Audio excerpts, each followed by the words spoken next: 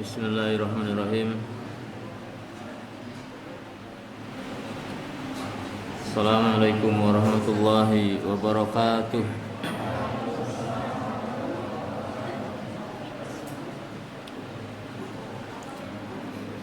Innal hamdalillah nahmaduhu wa nasta'inuhu wa nastaghfiruh.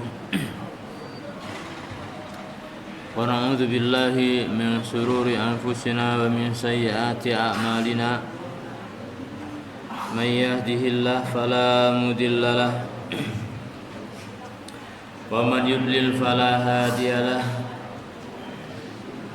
Asyhadu an la ilaha illallah wahdahu la syarika lahu wa asyhadu anna Muhammadan abduhu wa rasuluhu la nabiyya ba'dah. Allahumma shalli wa sallim ala Muhammad ibn Abdullah wa ala alihi wa sahbihi wa man tabi'ahum bi ihsanin ila yaumiddin. Amma ba'du, fa inna ahsanal kalami kalamullah wa khairul huda huda Muhammadin sallallahu alaihi wasallam wa syarrul umuri muhdatsatuha fa inna kulla muhdatsatin bid'ah wa kulla bid'atin dalalah wa kulla dalalatin finnar.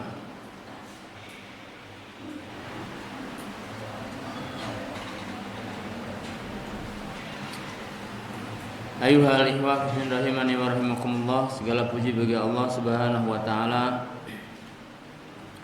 Dengan izin dan takdir Allah Subhanahu wa taala, kita kembali bisa melanjutkan kajian kita malam hari ini. Oleh sebab itu kita ucapan alhamdulillahirabbil alamin bi ni'matihi tatimmus sholihat. Salawat beriring salam semoga tetap terlimpah curahkan kepada junjungan Nabi kita Nabi Muhammad sallallahu alaihi wasallam beserta seluruh keluarga beliau, sahabat-sahabat beliau dan seluruh umatnya yang senantiasa istiqomah mengikuti, mengamalkan sunnah-sunnah beliau sallallahu alaihi wasallam hingga hari kiamat mendatang. Allahumma amin. Para jamaah rahimani wa rahimakumullah. Al-qiyamatul kubra wa ma yajri fiha. Kiamat kubra adalah kiamat besar dan apa saja yang akan berjalan atau akan terjadi di dalamnya. Ila antakumal qiyamatul kubra, sampai pada terjadinya kiamat besar. Fatu'adul arwahu ilal ajsad, maka seluruh arwah-arwah, seluruh ruh akan dikembalikan kepada jasad-jasad. Wa taqumul qiyamatu allati akhbarallahu biha fi kitabih, dan tegaklah hari kiamat yang mana Allah telah memberitakan di dalam kitabnya.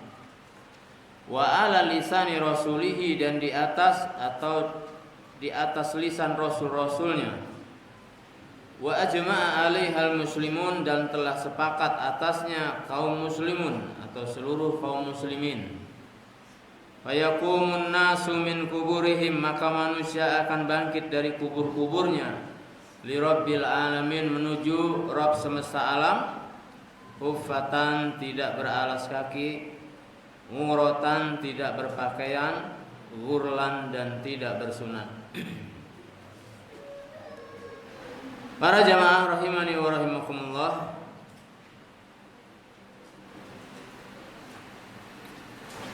Huna akhadha yatakallamu ala ma yakunu fi daril akhirah. Di sini mulai berbicara tentang urusan yang akan terjadi di negeri akhirat.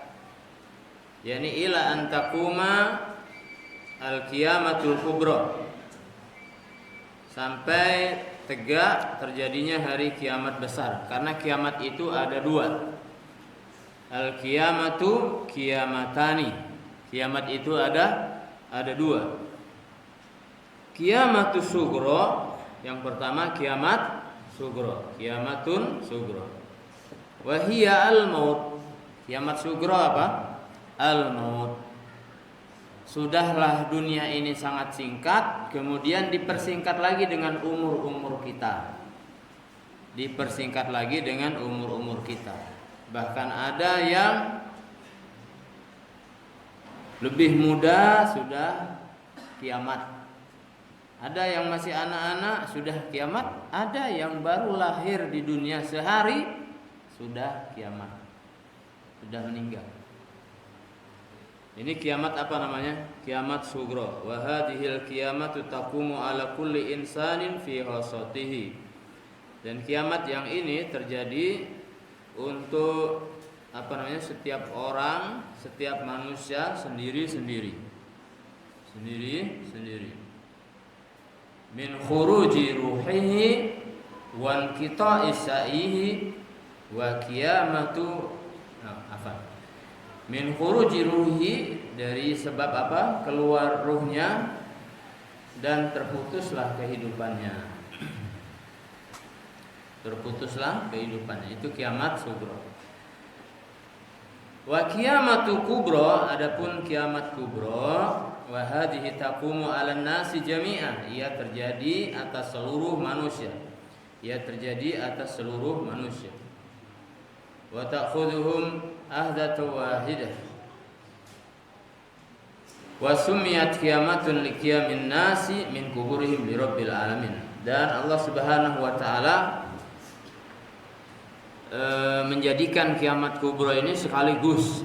Ya, maksudnya secara tiba-tiba datangnya, secara tiba-tiba, dan tidak ada yang tahu kecuali siapa? Kecuali Allah Subhanahu wa taala.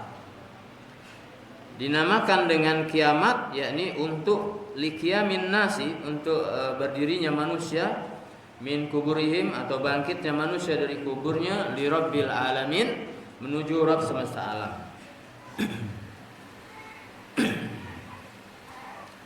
Walihada qala, oleh sebab ini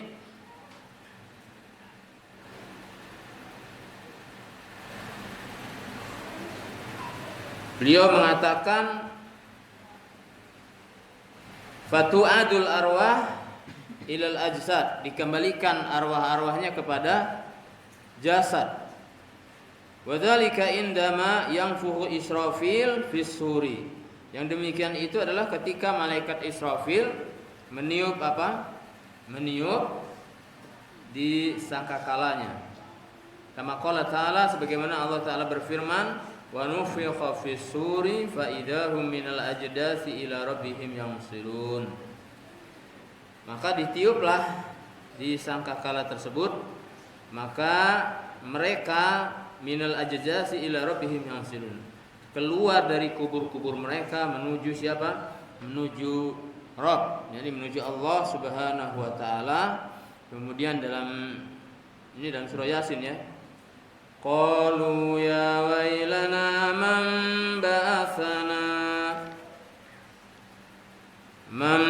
ba'athana min marqadina. Mereka mengatakan ya wailana, celaka kami. Man ba'athana, siapa yang telah membangkitkan kami dari tempat tidur kami?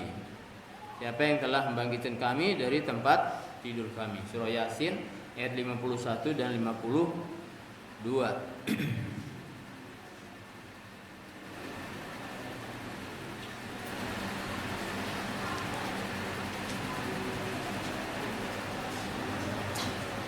Wa qala ta'ala tsumma nufiha fihi ukhra, kemudian ditiup lagi di dalam waktu yang lain, fa idahum qiyamun yanzurun.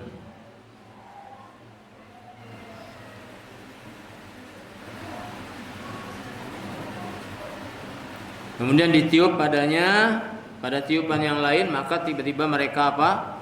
Qiyamun yanzurun. Wal arwah jam'u ruhin, arwah jamak dari ruh. Arwah berarti ruh. Mufradnya ruhun. Wa hiya ma yahya bihil insan. Arwah itu atau ruh itu adalah ruh yang menyebabkan hidupnya manusia dengan ruh tersebut. Wa ghairuhu, dan yang lainnya min zawatil arwah, dari semua makhluk yang punya arwah, dari semua makhluk yang punya ruh. Ya, kita lihat semut, ribuan semut beku, ada ruhnya semua itu. Ada ruhnya. Ayam, ya. Kita lihat ayam. Maka kadang-kadang kita cerita sama para santri, kira-kira Prabu Muli ini sehari habis ayam seton enggak? Lebih ya. Lebih kan seton? Itu sehari loh. Ini Prabu Muli. Bagaimana kalau Sumsel? Siapa yang ciptakan ayam itu? Banyak ayamnya ya kan. Tapi ya tetap ada ayamnya itu. Allah yang ciptakan, Allah yang gerakkan ya hamba-hambanya untuk mau ternak ayam. Walaupun misalnya di sini nggak ada yang ternak ayam, tapi tetap Allah menggerakkan, ada orang yang mau ternak ayam. Buktinya apa? Ya tetap ada ayam. Itu ada ruhnya semuanya. Belum lagi kambing, belum lagi lain-lain, banyak sekali. Menunjukkan betapa kuasanya Allah Subhanahu wa taala. Wala ya'lamu hakikataha. Hakikataha, enggak ada yang tahu hakikatnya. Ya, kita sendiri, kita hidup ini ada ruhnya enggak kita? Ada. Tapi kita enggak tahu ruh itu di mana, seperti apa, di mana, enggak ada. Enggak tahu kita. Ya kan? Padahal kita hidup itu dengan ruh. Illallah, kecuali siapa? Kecuali Allah Subhanahu wa taala. Makanya Allah taala berfirman, wa yas'alunaka 'anir ruh. Dan mereka bertanya kepadamu tentang ruh. Apa kata Allah? Qul ruhu min amri rabbi. Katakanlah ruh itu urusan siapa? Urusan Allah. Kita tidak dikasih tahu. Tidak dikasih tahu ya. Makanya sebagian orang ini ada yang berdusta tentang apa? Tentang bicara tentang ruh. Kemudian didawamkan dan diajarkan kepada anak cucunya. Malam Jumat ahli kubur pada datang kemana? Ke pintu-pintu rumah. Malam Jumat, setiap malam Jumat ahli kubur itu datang ke pintu-pintu rumah. Ngapain? Minta kiriman. Makanya umumnya orang-orang yang ibadahnya ikut-ikutan, setiap malam Jumat pasti apa? Pasti baca Yasin, dikirimnya Al-Fatihah, seperti itu ya. Nah, mereka meyakini malam Jumat itu apa? Ruh-ruh itu berdatangan ke depan pintu rumah, minta kiriman seayat 2 ayat dari Al-Qur'an. Dari mana taunya ya kalau ruh itu di pintu ya? Sementara kata Allah disampaikan kepada Rasulnya, wa yas'alunaka 'anir ruh. Kalau mereka bertanya kepadamu tentang ruh, apa jawabnya? Qulir ruhu min amri rabbi. Katakanlah ruh itu urusan siapa? Urusan Allah. Kita tidak dikasih tahu. Bahkan di dalam Al-Qur'an disebutkan apa? Min waraihim barzah. Di belakang mereka ada barzah. Jadi ruh itu setelah dari dunia larinya kemana? Ke alam barzah. Jadi nggak bisa lagi balik ke dunia, nggak bisa. Surat apa itu ya?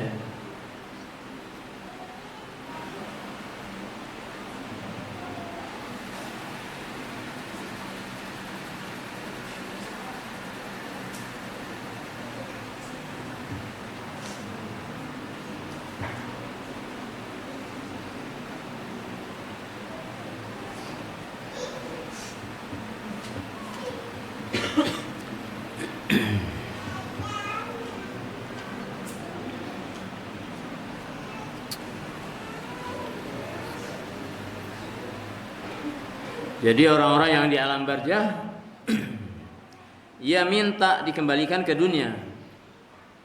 Untuk apa? Agar bisa melakukan amal soleh yang ditinggalkannya. Karena saat dia menjelang atau masuk ke alam akhirat, maka ketahunan semua ketahunan semua ya. Ini belum dikerjakan, ini belum dikerjakan, ini belum dikerjakan. Jadi apa, banyak sekali tugas-tugas yang belum ditunaikan sehingga dia ingin balik lagi ke dunia untuk menunaikan tugas-tugas tersebut. Tapi kata Allah, apa, kalla innaha kalimatun huwa qailuha wa min waraihim barzah ila yaumi yub'atsun. Dan di belakang mereka ada barzah. Jadi mereka terhalang dengan yang namanya apa? Barzah, satu alam yang tersendiri, alam gaib yang bisa ditembus dengan keimanan saja. Bisa ditembus dengan keimanan. Sampai kapan? Sampai hari kiamat. Jadi enggak benar, sekali lagi enggak benar kalau keyakinan-keyakinan yang mengatakan ruh itu balik lagi ke dunia ya, malam apa? Malam Jumat ya. Kemudian bulan Ramadan balik lagi ke dunia sehingga dikirimi apa? Dikirimi bacaan-bacaan. Itu kalau di Lampung tiap maghrib itu kadang-kadang seperti itu. Setiap malam Jumat pasti seperti itu ininya. Malam Jumat wong kubur padha ning lawan gitu kan. Di apa? Dinadongkan. Jaluk kiriman seayat saking Al-Qur'an. Di apa namanya? Istilah mereka itu katanya sholawatan. Sholawatan. Setiap habis azan. Jadi enggak sholat sunnah umumnya. Setiap habis azan itu malah puji-pujian itu, malah sholawatan itu ya. Namun wong dunya boten purun ngirimi ya. Tentu wong kubur brebes mili tetangisan. Jadi apa namanya? Akhirnya mereka apa? Baca Yasin, baca Al-Fatihah. Sebagiannya ini sedekahan. Malah yang sedekah itu insya Allah nyampe kalau dia sedekah. Tapi jangan dikhususkan waktunya ya. Masalahnya itu dikhususkan. Kemudian berikutnya, ketahuilah para jamaah rahimani wa rahimakumullah, hakikatnya hari kiamat itu harus kita yakini ya. Ada hal-hal yang harus kita yakini. Yang pertama apa? Dari bab ini yang pertama yang harus kita yakini adalah al-maut, berkaitan dengan hari kiamat. Al-maut. Kita itu pasti mati, pasti meninggal kita. Bisa jadi apa namanya, masih lama, bisa jadi enggak lama lagi, bisa jadi masih lama, tapi lama-lamanya juga lama sebatas dunia, enggak lama banget. Kemudian yang kedua, kita pasti masuk yang namanya ke alam barzah. Setelah meninggal pasti kemana? Ke alam barzah. Apapun yang kita bangun di dunia ini ya, buat gedung tinggi-tinggi, buat apa saja deh, pasti akan ditinggalkan. Kita akan pindah kemana namanya? Ke alam barzah ya. Kemudian setelah itu yang harus kita yakini berikutnya adalah kita akan dikumpulkan nanti di mana? Di mahsyar. Jadi kalau kiamat, berarti keyakinan kita yang tertanam adalah kita tuh pasti bakal dikumpulkan di padang mahsyar. Kemudian apa lagi? Kemudian berikutnya kita akan dihisab, dihitung ya. Akan dihisab, diperhitungkan semua amal yang kita perbuat.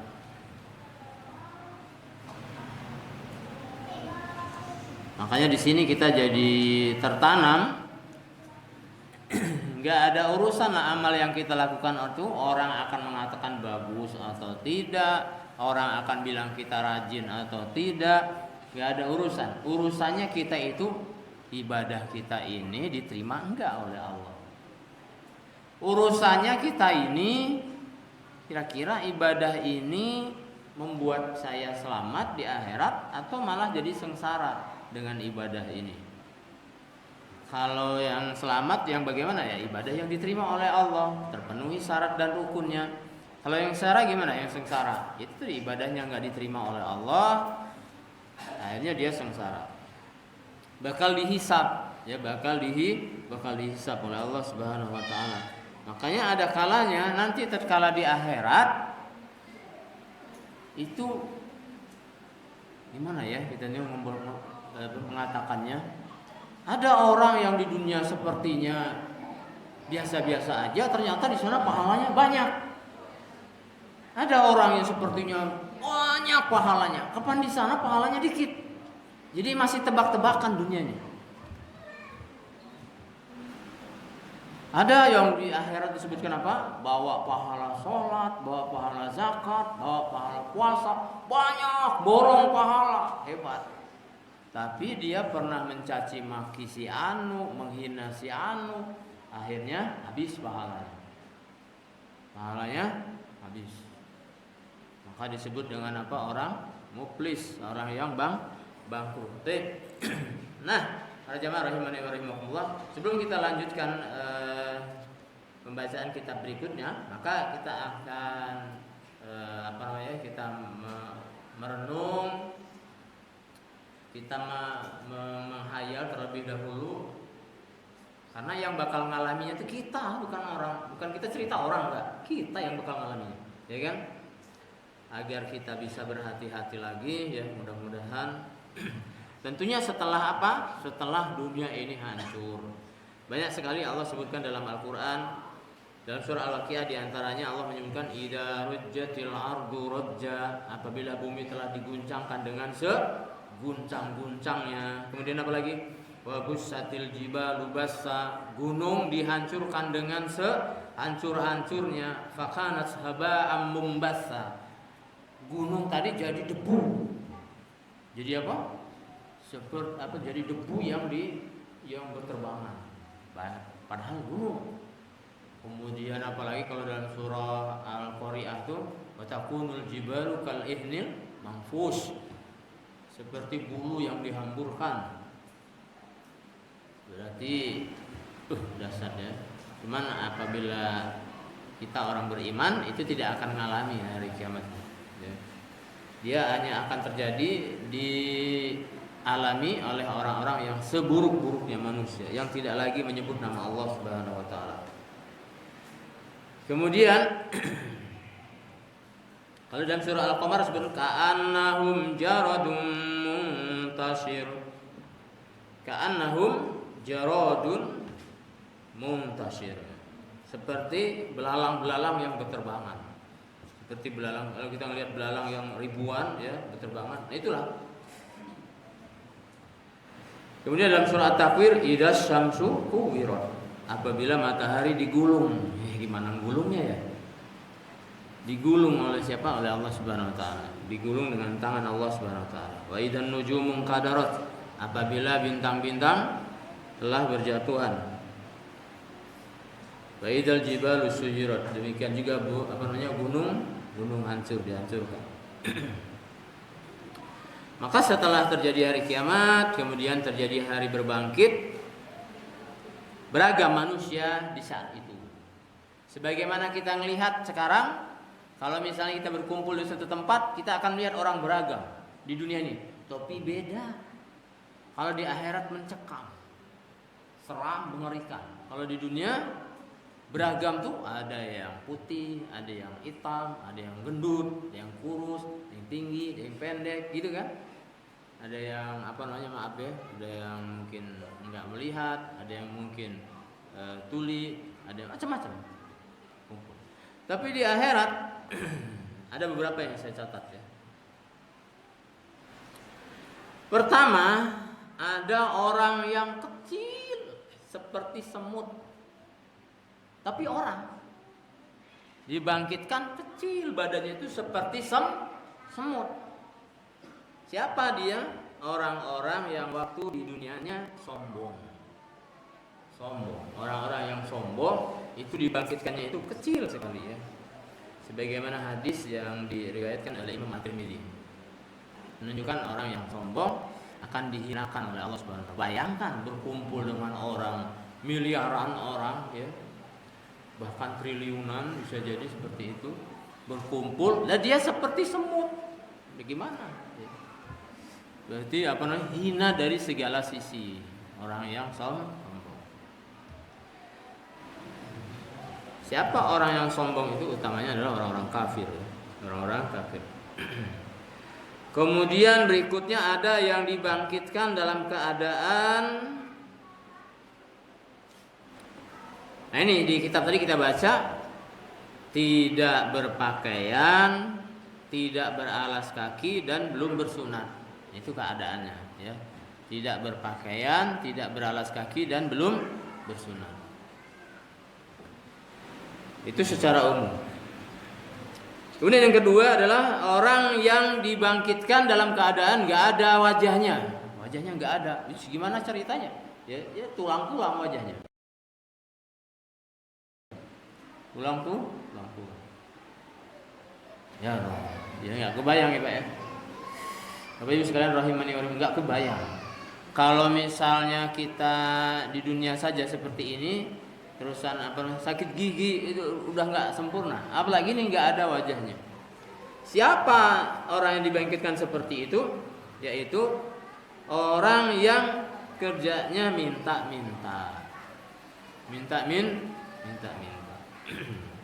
Sebutkan dalam hadis ma yazalu rajulu yas'alun nas hatta ya'ti yaumal qiyamati laisa fi wajhihi muz'atul lahmin. Senantiasa seorang laki-laki yang terus-menerus minta kepada manusia sampai datang hari kiamat tidak ada di wajahnya sekerat daging pun. Jadi dibangkitkan dalam keadaan enggak ada dagingnya. Kemudian ada lagi kalau misalnya sebutkan laki-laki yang berpoligami, istrinya lebih dari satu, maka ia dalam keadaan miring-miring jalannya, miring-miring gitu kan. Kebayang nggak? Kalau di dunia ada orang yang miring-miring, cacat kan berarti kan kita, kasihan itu miring-miring, cacat ya. Nah itu di akhirat ada miring-miring, yaitu sebutkan apa? Mangkanat lahu imra'atani famala ila ihdahuma jaa yaumal qiyamati wasiquhu ma'il.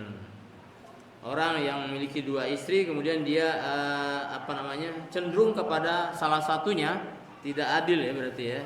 Maka datang pada hari kiamat dalam keadaan badannya miring. Jadi jalannya miring-miring. Dan jalan miringnya bukannya 10 tahun, 70 tahun sebagaimana di dunia, bukan. Lama miring-miring itu lama, keseharinya seperti 1000 tahun. Nah, kebayang ya jemaah ya. Tapi ajibnya di sana itu nggak makan, nggak lagi minum, nggak lagi makan. Tapi ada yang nggak lapar, ada yang lapar, ada yang nggak lapar, ada yang lapar ya. Apalagi kalau pemakan riba, alladzina ya'kulur riba, alladzina ya'kuluna riba, la yakumuna illa kama yakumul ladzi yatakhabbatuhu syaitan. Orang yang makan riba nanti tatkala dibangkitkan itu seperti orang yang kesurupan syaitan. Ya, seperti orang gila. Seperti orang gila. Alhamdulillah.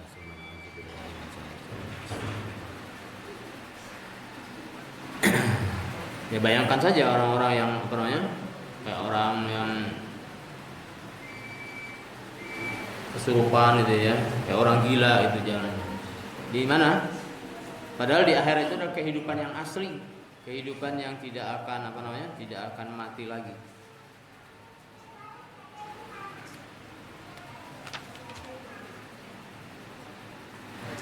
Kemudian ada lagi apa? Ada lagi yang kelompok berikutnya itu berjalan tapi wajahnya yang di bawah. Bisa ya? Pernah lihat nggak orang berjalan tapi jalannya pakai wajah?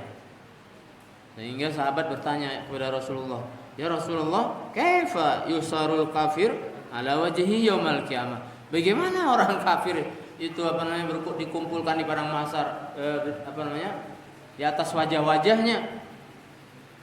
Nabi mengatakan, "Alaihissalladzi amsahu ala rijlaihi fi dunya qadiran ala an yamsahu ala wajhi yaumal qiyamah." Bukankah yang membuat kita berjalan di bumi dengan kaki ini siapa? Allah Subhanahu wa taala. Maka Allah pun mampu untuk memperjalankan seseorang dengan wajahnya nanti di hari kiamat. Ya enggak tahu lah kayak apa, ya kan? Ya sebagaimana di dunia kita lihat ada orang nggak punya tangan tapi jadi guru. Jadi gimana? Ngajar pakai kaki nulisnya. Ada benar. Lihat aja, ada seperti itu. Dan bisa. Coba kita nulis pakai kaki. Aduh. Ya. Karena tidak dibiasakan seperti itu. Dan bisa dan bagus nulis, guru agama lagi ya. Saya pernah lihat itu. Pakai kaki nulisnya. Bagus. Bisa. Siapa yang membisakannya? Allah Subhanahu wa taala. Jadi para jamaah rahimani wa rahimakumullah. Jadi dari hadis tentang orang dikumpulkan di hari kiamat dengan wajahnya ini, yang pertama dapat pelajarannya apa? Dapat pelajarannya adalah kiamat itu betul-betul akan terjadi. Kita itu betul-betul akan dikumpulkan di hari kiamat. Ya. Semoga Allah Subhanahu Wa Taala menutup aib-aib kita. Ya. Semoga Allah Subhanahu Wa Taala menutup aib-aib kita. Ya. Alangkah malunya kita waktu di dunia seperti orang yang mulia, seperti orang yang terhormat, ternyata pas di akhirat ternyata jadi orang yang hina ya. Nauzubillah, summa nauzubillahi min dzalik. Semoga Allah menutup aib-aib kita, semoga Allah Subhanahu wa taala menerima amal kita walaupun kita tahu amal kita tidak seberapa ya. Dan kita yakin kiamat itu akan terjadi. Kemudian para jamaah rahimani wa rahimakumullah, yang kedua pelajaran yang kita dapat petik adalah bagaimanapun senangnya orang kafir itu, yang mungkin bisa jadi ada sebagian kaum muslimin di dunia ini yang enggak paham justru dia tuh iri dengan orang kafir, ya naudzubillah ya. Ketahuilah seberapapun senangnya mereka di dunia ini, ketahuilah kalau mereka tetap dalam kekafirannya, akhirat ujung-ujungnya sengsara yang tidak ada bandingnya. Ya, sengsara yang enggak ada perbandingannya. Kenapa? Yaitu tadi orang lain dikumpulkan berjalan, dalam keadaan berjalan, ia dikumpulkan kakinya di atas, wajahnya yang untuk berjalan. Tidak tahu seperti apa, kita nggak bisa bayangkan. Tidak tahu seperti apa. Kemudian berikutnya apalagi? Dari hadis ini menunjukkan adabnya seorang murid kepada guru. Jadi siapa tadi? Sahabat tadi dia mengatakan ya Rasulullah. Ya Rasulullah. Ini menunjukkan adab. Jadi memanggil guru dengan Rasul. Tidak menyebut nama. Ini diantara apa? Adab. Jadi begitu juga kita para penuntut ilmu, ya panggil guru itu dengan apa? Ya Ustadz, seperti ya Ustadz. Jangan Kak Pulan. Ini menunjukkan apa? Kurang adab.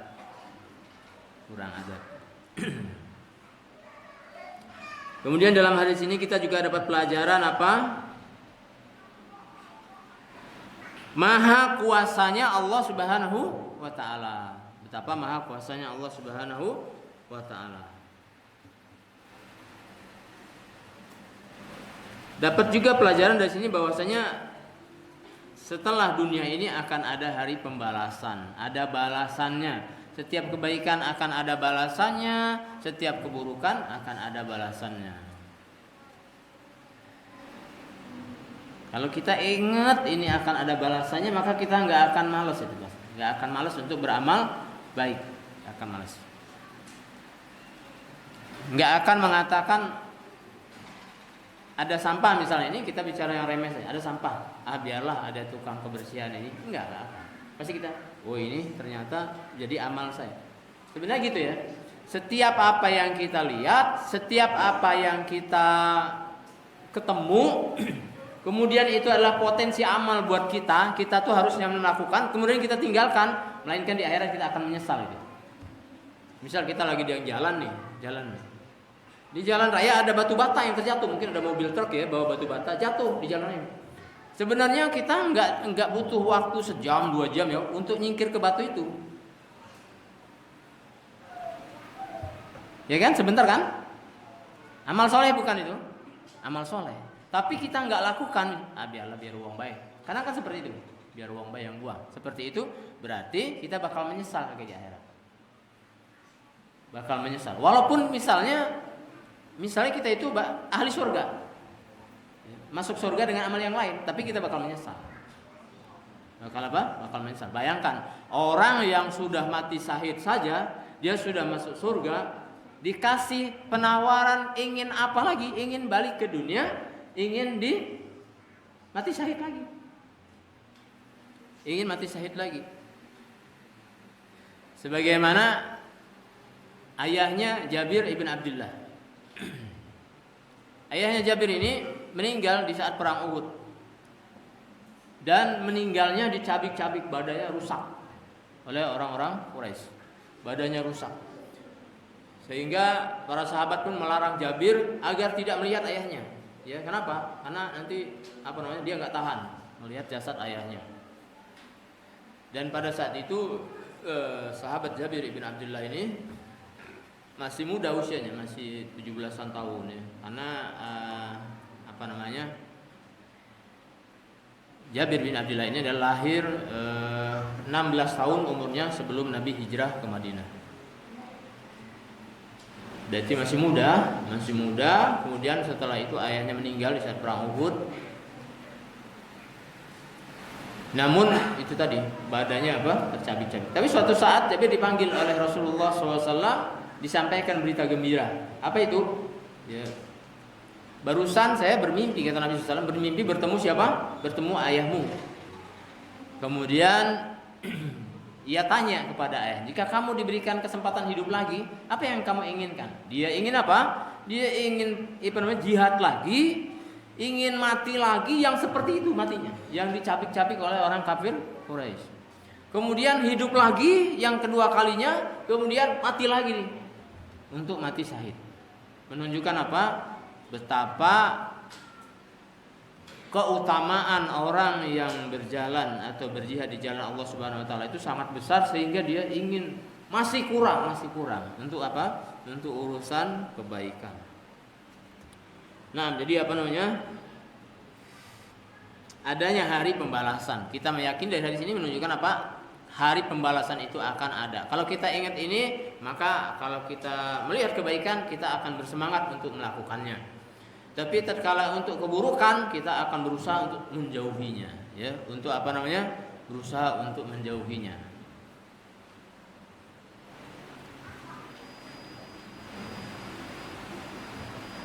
Kemudian berikutnya apa lagi? Dari hadis ini kita juga mendapatkan pelajaran wajib mengimani kegaiban. Bahwasanya Nabi SAW menyebutkan perkara akhirat, padahal akhirat belum terjadi. Nah, ini akhirat itu ditembus dengan apa? Keimanan. Wajib mengimani bahwasanya ada kegaiban itu. Alam gaib ada.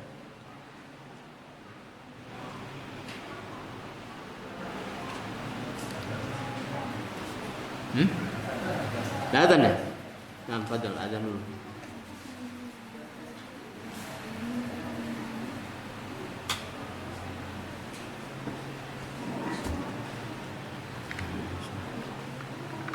Allahu Akbar, Allahu Akbar,